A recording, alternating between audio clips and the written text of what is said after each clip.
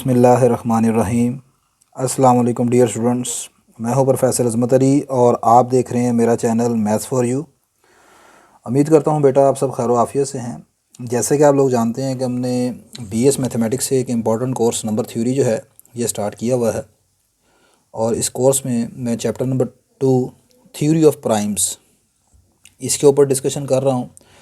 आज के लेक्चर में बहुत ही इम्पॉर्टेंट थ्योरम है एक आपका, और ये थ्योरम आपका पंजाब यूनिवर्सिटी में 2016 में, 2017 में और रिसेंटली अभी 2021 में आ चुका है। ये इसके मतलब मैं डिस्कशन करूँगा। थ्योरम का नाम है fundamental theorem of arithmetic. Arithmetic का जो फंडामेंटल थ्योरम है ये क्या है, इसका प्रूफ जो है वो पेपर में दिया जाता है। सम टाइम तो ये आपको स्टेटमेंट खुद लिख के दे दी जाती है और सम टाइम पेपर में आता है कि state and proof fundamental theorem of arithmetic, यानी कि आपने खुद से स्टेटमेंट भी लिखनी होती है और थ्योरम का जो प्रूफ है वो भी करना होता है। तो पहले यहाँ पर थ्योरम की तरह स्टेटमेंट चेक कर लेते हैं कि थ्योरम की स्टेटमेंट क्या कहती है।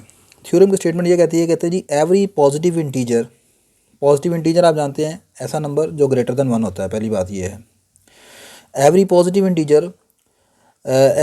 Integer can be expressed as a product of primes. किसी भी पॉजिटिव इंटीजर को, यानी जो आपका नेचुरल नंबर हैं उनकी बात कर रहा है, उनको आप एक्सप्रेस कर सकते हैं as a product of primes, यानी कि उन्हें प्रोडक्ट ऑफ प्राइम्स की फॉर्म में लिख सकते हैं in one and only one way. और ये जो लिखने का तरीकाकार है ये सिर्फ यूनिक होगा, इसको एक ही तरीके से आप लिख सकेंगे except for the order of factors. हाँ, ये जो लिखने का तरीकाकार है इसमें ऑर्डर जो होगा मल्टीप्लिकेशन का वो चेंज हो सकता है। मिसाल के तौर पर पहले इस थ्योरम को यहाँ पर हम समझ लेते हैं ज़रा किसी एग्जांपल लेकर।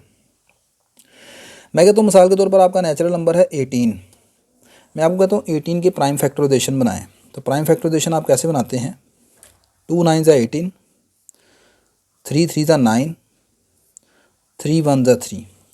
तो आपने 18 की प्राइम फैक्टराइजेशन कुछ ऐसे बना ली, 18 इज इक्वल टू 2 इंटू 3 की पावर 2।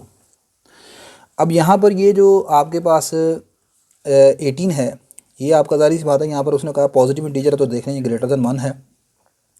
इसको आपने लिख लिया है as a product of 2 primes. एक प्राइम आपका ये है P1 that is equal to 2 और दूसरा प्राइम आपका है P2 that is equal to 3। तो यही वो कह रहा था कि आप किसी भी नेचुरल नंबर को, किसी भी पॉजिटिव इंटीजर को लिख सकते हैं as a product of primes की फॉर्म में। ठीक है, पहली बात तो ये हो गई। दूसरी बात बेटा यहाँ पर ये है कि ये जो ऑर्डर है ना इसका लिखने का ये चेंज हो सकता है, लेकिन ये प्राइम फैक्टराइजेशन यूनिक रहेगी इन वन एंड ओनली वन वे। यानी कि आप इसको ऐसे नहीं लिख सकते कि इसे लिख लें जी 3 इंटू 2 की पावर 2, इसे 18 नहीं बन सकता। या आप लिख दें 2 की जगह 7 लिख दें और 3 की जगह 5 की पावर 2 लिख लें। तो इन नंबर्स की फॉर्म में तो आप 18 को ऐसे नहीं लिख सकते। ठीक है, तो ये यहाँ पर रिप्रेजेंट कर रहा है यूनिकनेस को। इनका ऑर्डर चेंज हो सकता है। ऑर्डर चेंज होने से मरा ये है कि ये लिखा है आपने 2 इंटू 3 की पावर 2। हाँ, इसे ऐसे लिखा जा सकता है 3 की पावर 2 इंटू 2, यानी कि आप 18 को पहले 3 पर डिवाइड कर सकते हैं, बाद में 2 पर डिवाइड कर लें उसे। ठीक है, तो ये उसका ऑर्डर ऑफ फैक्टर जो है ये इसका मतलब ये है। तो ये इस थ्योरम की मतलब पीछे सारा बैकग्राउंड है। ठीक है, ये चीज़ वो कहना चाह रहा है आपसे कि आप किसी भी नेचुरल नंबर को ऐसे लिख सकते हैं। अब अगली बात ये है कि इसको हमने प्रूव करना है, तो प्रूफ की तरफ देखते हैं। ले बेटा नेक्स्ट अब हम इसका प्रूफ की तरफ देखते हैं। मैं लेट कर लेता हूँ, let n greater than 1 be a positive natural number या पॉजिटिव इंटीजर। अब आपने लेट कर लिया कि आपका n जो है यहाँ पर एक पॉजिटिव इंटीजर है। तो हम जानते हैं ये चीज़ बेसिक है, ये आप जानते हैं शुरू से, और थ्योरम भी है ये कि हर पॉजिटिव नेचुरल नंबर का एक प्राइम फैक्टर होता है। जैसे अभी आपने देखा कि 18 के 2 प्राइम फैक्टर थे, 18 2 पर भी डिवाइड होता है और 3 पर भी डिवाइड होता है।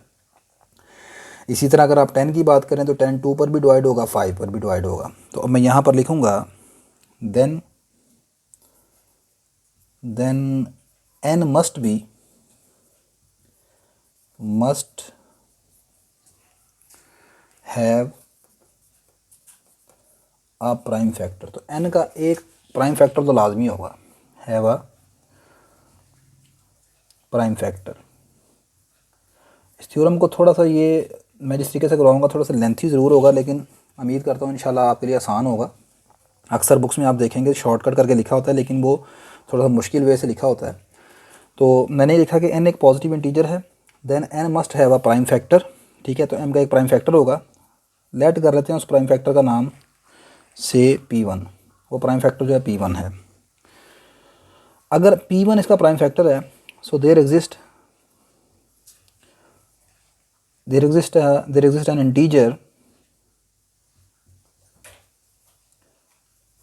n1 सच डैट कि n can be written as, ये जो आपका शुरू वाला n है जिसे आप ग्रेटर देन 1 लेके चले हैं, n can be written as n1 into p1। नहीं समझे बात? जैसे कि आप बात करते हैं 8 के मतलब, 8 के दो फैक्टर हैं, 2 इंटू 4, ठीक है। अब 2 यहाँ पर एक प्राइम फैक्टर है, ये p1 है, और ये है यहाँ पर n1, ठीक होगी बात। और ये आपका क्या है, वो n है, ठीक है, जो शुरू में लेके चले हैं। तो मैंने लिखा कि n आपका ग्रेटर देन 1 एक पॉजिटिव इंटीजर हो गया, n देन n का लाजमी कोई ना कोई प्राइम फैक्टर होगा, कोई भी नंबर आप ले रहे हैं जो 1 से बड़ा हो उसका लाजमी प्राइम फैक्टर होता है। आपने लेट कर लिया, प्राइम फैक्टर जो है वो p1 है। So there exist an integer n1, तो एक इंटीजर n1 मिलेगा जिसके लिए आप n को, यानी जो जैसे 8 है इसको आप ऐसे लिख सकते हो n1 इंटू p1, ठीक है। अब यहाँ पर अगली चीज़ आपने याद रखनी है कि ये जो इंटीजर n1 मिलेगा, मुझे बताओ ये n1 और ये n, इन दोनों में से बड़ा कौन होगा? ऑब्वियसली आपका n1 जो है वो छोटा होगा, क्योंकि n1 is a factor of n1। जैसे यहाँ पर देखें ना, ये n1 4 है, तो 4 फैक्टर है 8 का, तो लिहाजा 4 कभी भी अपने नंबर 8 से बड़ा नहीं हो सकता, तो वेर n1 लेस देन होगा n से। यहाँ पर 9, इसे मैं कह देता हूँ यहाँ पर क्वेश्चन नंबर 1। अब यहाँ पर अब आपके पास दो पॉसिबिलिटीज़ हैं, वो पॉसिबिलिटी क्या है? नाउ इफ़, अगर तो ये n1 1 के बराबर हुआ, if n1 is equal to 1, then from 1, तो 1 से n किसके बराबर आ जाएगा? p1। n कौन है? शुरू में स्टार्टिंग में जिस n को हम लेके चले हैं, तो n1 किसके बराबर आ गया? p1 के। और p1 क्या है? एक प्राइम नंबर है। तो अगर n1 जो है 1 के बराबर हुआ, तो फिर आपका शुरू वाला n p1 के बराबर आ जाएगा, और p1 क्या है? एक प्राइम नंबर था। तो इस केस से तो ये चीज़ प्रूफ हो गई कि एक पॉजिटिव इंटीजर को आपने लिख लिया एज अ प्राइम फैक्टर के तौर पर, ठीक है। अगर आपका n1 1 के बराबर हो गया, तो यहाँ मैं लिखूँगा then there is nothing to proof. तो अब यहाँ से तो ये बात प्रूफ हो गई, इसके आगे तो मज़ीद कोई चीज़ नहीं है। लेकिन अगर फ़र्ज़ करें आपका n1 1 ना हुआ, ठीक है, तो फिर क्या होगा? n1 1 से हुआ अगर बड़ा, नाउ इफ़ अगर आपका n1 1 से बड़ा हुआ, अब आप कहेंगे अगर सर 1 से अगर छोटा हुआ, भाई 1 से तो छोटा हो ही नहीं सकता ना, यहाँ पर नंबर लेने हैं आपने पॉजिटिव इंटीजर, ठीक है। तो अगर n1 1 से बड़ा हुआ तो फिर क्या होगा? अच्छा, और अगर इन केस बेटा आपका n1 मैं बता रहा हूँ हुआ 1 से बड़ा, तो फिर क्या होगा? Then same as n। तो जिस तरह आप ऊपर n को लेके चले थे, n में भी आपने यही कहा था ना कि n अगर 1 से बड़ा होगा तो फिर आपका n का, इस n का एक प्राइम फैक्टर मिलेगा। तो अगर यहाँ पर n1 के मतलब बात की जाए, तो अगर आपका n1 भी 1 से बड़ा हुआ, तो सेम इसी तरह ही then same as n again there exist at least 1 prime factor of n1। तो फिर आपका क्या होगा? n1 का भी एक प्राइम फैक्टर मिलेगा, उस प्राइम फैक्टर को हम p2 कह देंगे। देखें ना, आपने कहा अगर n 1 से बड़ा है तो फिर इसका एक प्राइम फैक्टर मिलेगा, उसका नाम हमने p1 रख लिया। अब आप कहते हैं n1 भी अगर 1 से बड़ा हुआ, तो फिर ये भी तो एक नंबर है ना 1 से बड़ा, तो इसका भी एक प्राइम फैक्टर मिलेगा, उस प्राइम फैक्टर का नाम हमने p2 रख लिया।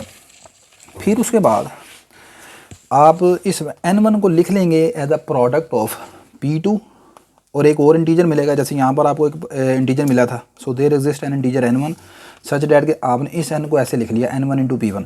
तो अगर n1 1 से बड़ा था तो आपको एक प्राइम फैक्टर मिलेगा n1 का, ठीक है, जो कि डिवाइड करेगा n1 को।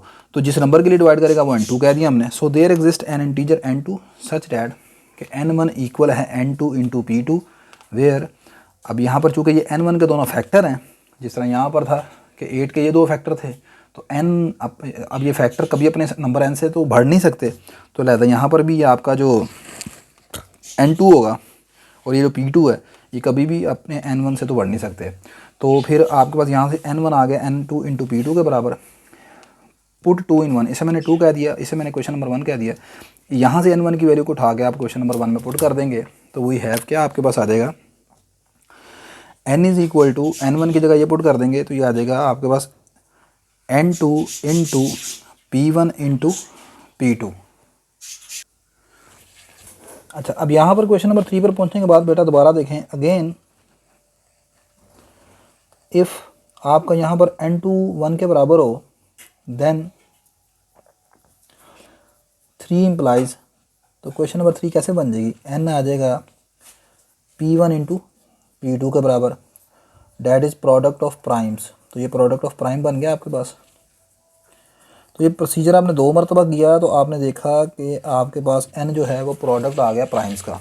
ठीक है, फिर अगली बात वही है कि अगर आपका n2 फिर यहाँ पर 1 के बराबर ना होगा, एंड इफ़ आपका n2 1 के बराबर ना हुआ, n2 हुआ 1 से बड़ा, ठीक है, then again as above, then again as above,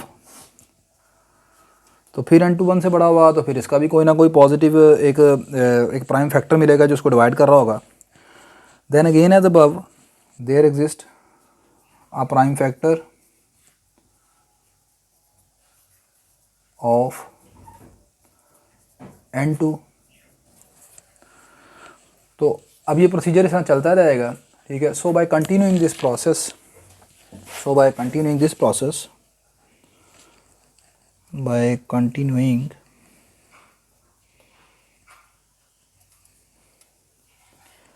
this process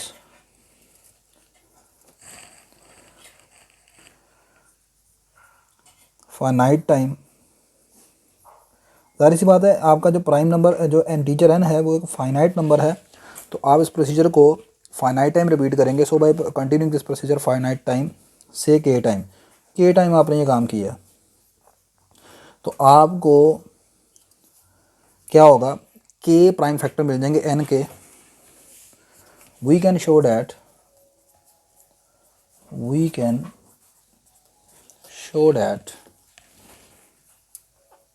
कि आपका जो n है this can be written as P1 into P2। जब 2 मरतबा किया था तो 2 प्राइम फैक्टर आपको मिले थे, 3 मरतबा करेंगे तो 3 प्राइम फैक्टर का प्रोडक्ट हो जाएगा, और अगर ये प्रोसीजर के टाइम करेंगे तो P के टाइम आ जाएगा ये, which shows that n is a product of, which shows that n is product of prime factor, n is product of prime factors. तो ये चीज़ आपने यहाँ पर प्रूफ कर दी, प्रोडक्ट ऑफ प्राइम फैक्टर्स। ठीक हो गई बात ये। नेक्स्ट अब यहाँ पर हमने ये प्रूफ करना है इसकी यूनिकनेस को। अच्छा, अब यहाँ पर आपने यहाँ तक तो अभी तक ये शो किया है आधा चीज़ कि every positive integer can be expressed as product of prime. ये आपने प्रूफ कर लिया कि आपने इंटीजर n को लिख लिया है as a product of prime. ये देखें, ये समझाने में थोड़ा सा टाइम आपको ज़्यादा लग रहा है, वैसे थ्योरम आसान है, मुश्किल नहीं है, आप एक आधी मरतबा इसको देखेंगे आसानी से समझ आ जाएगी। बड़ा आसान करके थोड़ा सा एक्सप्लेन करके आपको बताया, इसलिए शायद थोड़ा सा लेंथी लग रहा होगा। ये थ्योरम आसान है ये।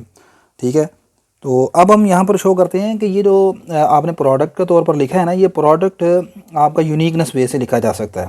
ठीक है, ये और मतलब n की और प्राइम फैक्टराइजेशन नहीं बनती, ये आपने प्रूव करना है यहाँ पर। ठीक है ना, जैसे 8 है, 8 की प्राइम फैक्टराइजेशन बनती है 2 की पावर 3, तो 2 की पावर 3 ही प्राइम फैक्टराइजेशन रहेगी और नहीं बन सकती इसकी प्राइम फैक्टराइजेशन।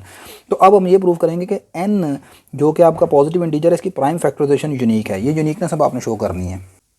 नहीं बेटा, नेक्स्ट हम यहाँ पर इसकी यूनिकनेस को प्रूफ करते हैं।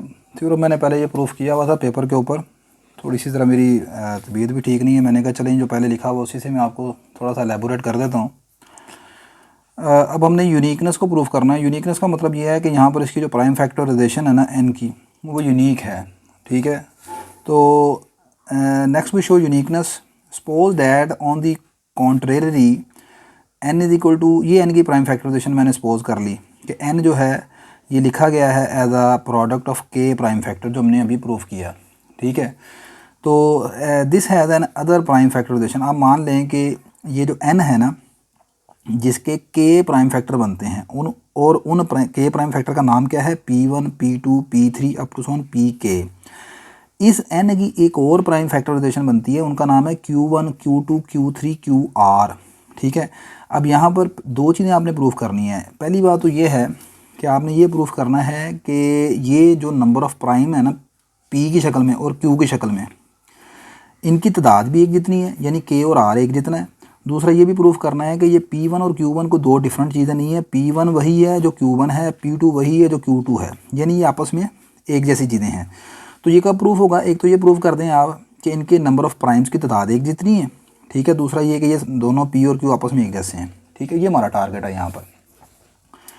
We will show that if K is equal to R, it means number of prime Q and P are same and each Pi और इनमें से हर Pi is equal to some Qj और इनमें से हर Pi जो है वो इनमें से किसी Qj के बराबर है, ठीक है। यानी P1 मैंने कह दिया जैसे Q2 के बराबर है, या हो सकता है Q1 के बराबर हो, या हो सकता है Q3 के बराबर हो, ठीक है।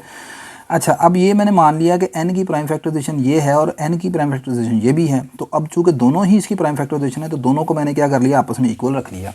तो from 1 and 2 P1 into P2 into P3 up to P के बराबर आ गया Q1 into Q2 into QR के बराबर आ गया। अच्छा, अब यहाँ पर देखें मैंने क्या किया, P1 को इधर बाहर निकाल लिया और इन जो ये बाकी प्राइम फैक्टर बनते हैं ना P2 P3 P के, इनको मैंने इस तरह ब्रैकेट में क्लोज कर लिया और इसको ऐसे लिख लिया। अब मुझे ये बताएं, आपने डिविजिबिलिटी की डेफिनेशन पढ़ी हुई है, एक नंबर A जो है वो B को डिवाइड करता है, तो फिर B को आप ऐसे लिख सकते हैं ना, B is equal to A times C, ठीक है। अगर A B को डिवाइड करता है तो आप लिख सकते हैं B is equal to A times C। तो फिर अगर इस डेफिनेशन के मुताबिक चलें, ये मेरा है जो मैंने P1 बाहर निकाल लिया, इसको मैं A रख लेता हूँ, जो बाकी बचता है इसे मैं C मान लेता हूँ, और ये सारा इधर पड़ा हुआ B, ठीक है। तो ये बन गया A C equal to B। तो so by definition of divisibility, तो डेफिनेशन ऑफ डिविजिबिलिटी के मुताबिक क्या है, A B को डिवाइड करेगा तो A ये मैंने रखा हुआ बाहर, तो P1 डिवाइड करेगा किसको, इस सारे को। वैसे भी देखें ना, ये दो प्रोडक्ट हैं, ये दोनों प्रोडक्ट आपस में बराबर हैं, तो मैंने इसमें से P1 को बाहर निकाला, ठीक है। अब ये दोनों प्रोडक्ट बराबर कब होंगे, जब आपस में एक दूसरे को डिवाइड कर रहे होंगे ये, ठीक है। तो फिर ये मैंने क्या किया, इसको मैंने A कह दिया, इसको मैंने C कह दिया, इस पूरे को B कह दिया। इसके मुताबिक देखें ये चीज़ हमारी बनी हुई, ठीक है। तो फिर ये हमारा ये चीज़ बनी हुई है B is equal to AC। तो ये इसको वापस रिवर्स लेके जाएँ तो ये क्या शो करता है कि A डिवाइड करता है B को। तो ये मेरा A है P1 और इधर वाला सारा जो है मेरा क्या है, B है। तो P1 ने डिवाइड कर दिया Q1 dot Q2 up to so on QR, यानी इस सारे प्रोडक्ट को। अब यहाँ से बड़ी इंटरेस्टिंग चीज़ है जो आपने ऑब्ज़र्व करनी है, वो ये है P1 डिवाइड कर रहा है इस सारी चीज़ को, इस प्रोडक्ट को। देखें जी, किसी भी नंबर को, मतलब ये नंबर ही है ना, ये पूरा प्रोडक्ट एक नंबर है, किसी भी नंबर को एक नंबर तो लाजमी डिवाइड करता है, और वो कौन है, 1 है।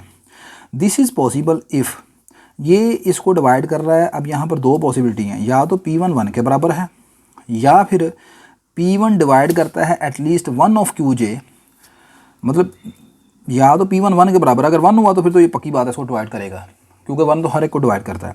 और अगर P1 1 के बराबर नहीं है तो फिर P1 इनमें से किसी एक Q को तो लाजमी डिवाइड करता होगा ना, तभी डिवाइड होगा ना भाई। आप देखें ना, आपने कहा कि ये लिखा हुआ है मेरे पास 2 इंटू 3 इंटू 5।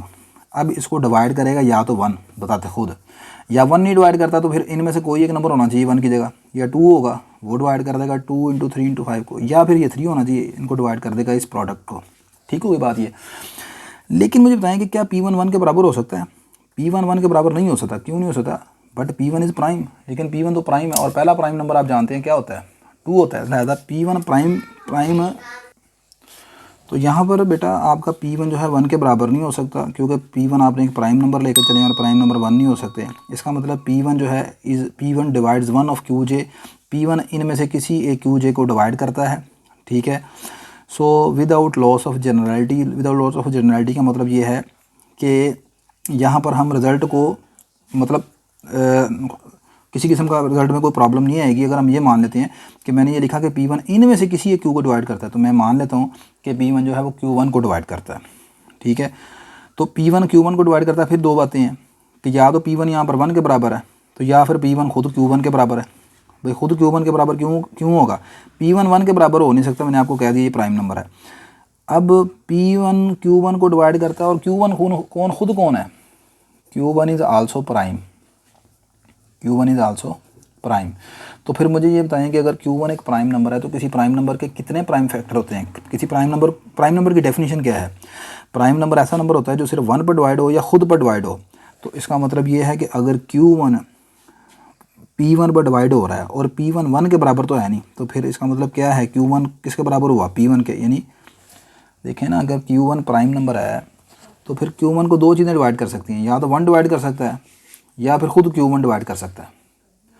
अब आपने कहा कि Q1 को डिवाइड कर रहा है P1 और P1 1 के बराबर है नहीं है, तो फिर P1 असल में कौन है, Q1 है। क्योंकि Q1 को दरअसल भाई दो नंबर डिवाइड कर रहे हैं, या 1 है या Q1 है, खुद ही है, ये प्राइम नंबर की डेफिनेशन है। तो अब 1 हो नहीं सकता क्योंकि वो प्राइम नंबर है, तो फिर इसका मतलब जो Q1 को डिवाइड कर रहा है P1 वो खुद कौन है, वो P1 ही है, वो Q1 ही है। तो यहाँ से फिर P1 Q1 के बराबर आ गया। आई होप कि आपको समझ आ गई होगी। देखें P1 अगर Q1 को डिवाइड कर रहा है तो एक प्राइम नंबर को कौन डिवाइड कर सकता है, वो खुद ही डिवाइड कर सकता है अपने आप को, सही है। तो लिहाजा ये दोनों चीज़ें बराबर हैं। लो जी, ये P1 की वैल्यू जो Q1 के बराबर निकली, इसे मैं क्वेश्चन नंबर 3 में यहाँ पर पुट कर देता हूँ। यानी यहाँ पर ये जो P1 है ना, इसकी जगह मैं यहाँ पर Q1 पुट कर देता हूँ। ये बन जाएगा Q1 dot P2 P3 Pk। इधर ये सारे Q मैंने दोबारा लिख दिए। अब क्या करूँगा, इधर से Q1 को Q1 से काट दूँगा, ठीक है। अच्छा, काटने के बाद ये बेटा चीज़ आ जाएगी आपके पास P2 dot P3 up to so on Pk। इधर Q1 कट गया ना, इधर से P1 की वैल्यू Q1 लगा दी, Q1 से कट गया। लो जी, ये चीज़ अब आपके पास इधर P2 से शुरू हो गया काम, इधर Q2 से शुरू हो गया, वो Pk के ऊपर जाके एंड होगा, ये QR पर आकर एंड होगा। अगेन बाय राइटिंग, अब मैं जिस तरह शुरू में मैंने P1 को बाहर निकाला था, मैं यहाँ से P2 को बाहर निकाल लेता हूँ और बाकी P3 से शुरू कर देता हूँ, P3 P4 Pk, और ये बाकी एज इट प्रोडक्ट ऐसे ही आ गया। अब we will reach on the same condition that, अब ये फिर वही दोबारा केस दोबारा शुरू हो गया, ठीक है। कौन सा केस, ये जो जैसे यहाँ पर हम करके आए थे कि P1 को मैंने बाहर निकाला था, ये हमारा A बन गया था, ये C बन गया था, ये सारा B था, तो P1 ने इस सारी साइड को डिवाइड कर दिया, ठीक है। तो यही हमारा दोबारा ये केस यहाँ पर बन जाएगा कि P2 इस सारी साइड को डिवाइड करेगा, फिर वहाँ से P2 Q2 के बराबर आ जाएगा, सही है। By continuing this process we can show that P1 Q1 के बराबर है, P2 Q2 के बराबर है, P3 Q3 के बराबर है, अप टू सोन ये चलता जाएगा प्रोसीजर। अच्छा, यहाँ से ये तो प्रूफ हो गया कि ये बराबर हैं, लेकिन यहाँ पर ये भी शो नहीं हुआ कि ये नंबर ऑफ़ प्राइम जो P की तादाद और Q की तादाद है वो बराबर है, ठीक है। Finally we show that number of primes in both prime factorization are same. अगली बात ये आपने प्रूफ करनी है कि यहाँ पर जो नंबर ऑफ़ प्राइम फैक्टराइजेशन में जो नंबर ऑफ़ प्राइम्स है ना, ये दोनों सेम है। अब ये दोनों प्राइम फैक्टराइजेशन की तादाद सेम है, तो दो चीज़ें हो सकती हैं, या तो अब यहाँ पर ऑन दी कॉन्ट्रेरी हम चलते हैं कि प्राइम फैक्टराइजेशन में जो तादाद है ये भी सेम नहीं है। तो जब आप कहते हैं एक में P की तादाद P कितने हैं टोटल, K हैं, और Q कितने हैं, R है, आप ऑन दी कॉन्ट्रेरी सपोज कर लें दोनों बराबर नहीं है। अब दोनों बराबर नहीं है तो फिर दो बातें, या तो K R से बड़ा है या फिर K R से छोटा है, ठीक है। आप मान लें कि K जो है वो R से छोटा है, और K कौन है, नंबर ऑफ़ प्राइम है P वाले, यानी P की तादाद, और R कौन है, Q की तादाद है। लेट कर लें K जो है वो छोटा है R से ऑन दी कॉन्ट्रेरी। अब आपने ज़रा गौर से देखिएगा, आपने अभी ऊपर प्रूफ किया है एज अबव P1 Q1 के बराबर था, P2 Q2 के बराबर था, P3 Q3 के बराबर था, तो ये प्रोसीजर चलता गया। तो अगर ये P जिनकी तादाद K है और वो R से कम है तो फिर P के Q के बराबर हो जाएगा। तो इसका मतलब ये है कि इस प्रोडक्ट में क्या बचेगा आपके पास, इस प्रोडक्ट में यहाँ से P1 से लेकर Pk तक ये सारे बराबर हो गए किसके, Q1 Q2 Q3 up to सोन। मतलब जैसे यहाँ पर लिख लेता हूँ मैं Q1 Q2 Q3 up to Son Qk। अब अगला नंबर कौन सा होगा, अगर K R से आपने कहा है छोटा है तो फिर अगला नंबर इसमें कौन सा होगा, Qk प्लस 1, फिर कौन सा होगा K प्लस 2 अप टू सोन आखिरी नंबर कौन सा होगा QR। ये बीच में नहीं लिखेगा आप, ठीक है ना, ये मैं समझाने के लिए आपको कर रहा हूँ। अब मुझे बताएं कि ये Pk तक और Qk तक सारे बराबर हो गए, तो फिर ये दोनों तरफ ये सारे कट गए अगर, तो इधर क्या बच जाएगा, इधर कटने के बाद क्या बचेगा, 1 रह जाएगा इधर, ठीक है।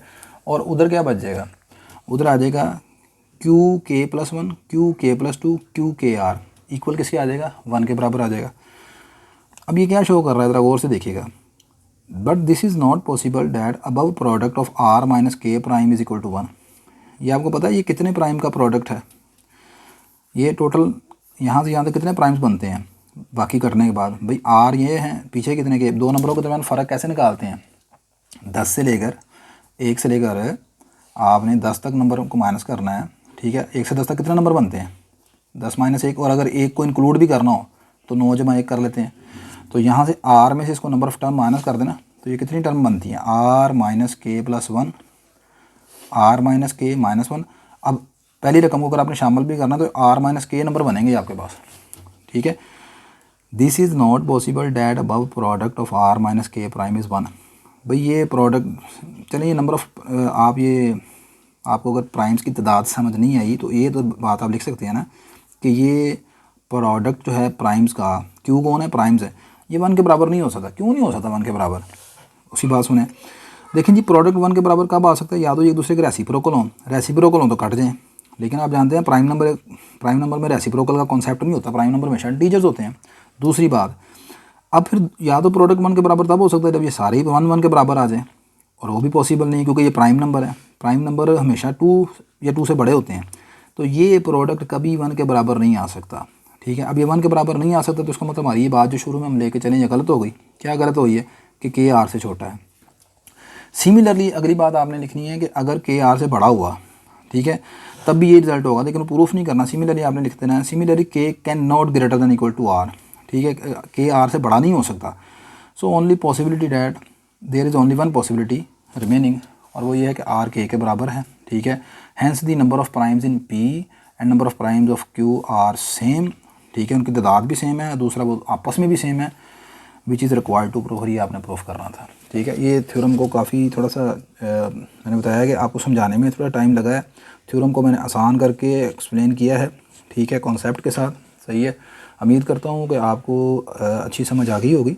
फिर भी किसी किस्म की कोई प्रॉब्लम हो तो आप मुझे कमेंट सेक्शन में कमेंट्स करके बता सकते हैं, मैं इंशाल्लाह रिप्लाई करूँगा आपको, ठीक है।